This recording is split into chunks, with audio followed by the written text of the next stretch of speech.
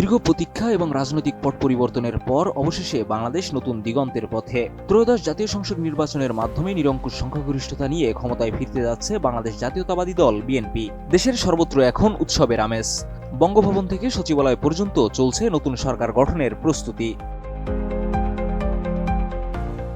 যেহেতু বিএনপি এককভাবে 151টি আসনের বেশি জয়লাভ করেছে, তাই তাদের চেয়ারম্যান তারেক রহমানের নেতৃত্বে সরকার গঠিত হবে, যা প্রায় নিশ্চিত। নির্বাচনের ফল প্রকাশের পর নির্বাচন কমিশন সংসদ সদস্য নির্বাচিত হওয়ার গেজেট প্রকাশ করবে।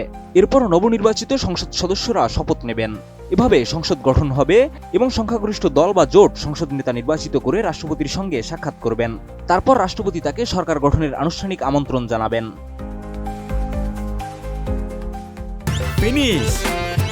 আসলে একটা জিনিস সস্তায় বস্তাপতা জিনিস স্পার্টা চিনে ফিনিশ। নতুন মন্ত্রিসভা গঠনের প্রক্রিয়া ইতিমধ্যেই শুরু হয়ে গেছে। মন্ত্রিপরিষদ বিভাগ এবং সরকারি পরিবহন পুল প্রায় 50 জন মন্ত্রী ও প্রতিমন্ত্রীর জন্য গাড়ি প্রস্তুত করছে। নিয়ম অনুযায়ী বঙ্গভবনে রাষ্ট্রপতি মোহাম্মদ শাহাবুদ্দিন মন্ত্রিসভা সদস্যদের শপথ বাক্য পাঠ করাবেন, যেখানে প্রধানমন্ত্রী সহ অন্যান্য মন্ত্রীরাও শপথ গ্রহণ করবেন। আর এই শপথ গ্রহণ অনুষ্ঠিত হবে আগামী 16 ফেব্রুয়ারি এবং 18 ফেব্রুয়ারির মধ্যে নতুন মন্ত্রিসভা গঠনের মাধ্যমে রাষ্ট্র পরিচালনার হাল ধরবেন বিএনপি চেয়ারম্যান তারেক রহমান, যার মাধ্যমে শেষ হবে অন্তর্বর্তী সরকারের স্থায়িত্বকালও। গত 12 জানুয়ারির নির্বাচনে বিএনপি জোট পেয়েছে 212টি আসন, জামায়াতে ইসলামী ও জাতীয় নাগরিক পার্টি গঠিত 11 দলীয় জোট পেয়েছে 77টি আসন এবং বিভিন্ন স্বতন্ত্র প্রার্থীরা 8টি আসন লাভ করেছেন।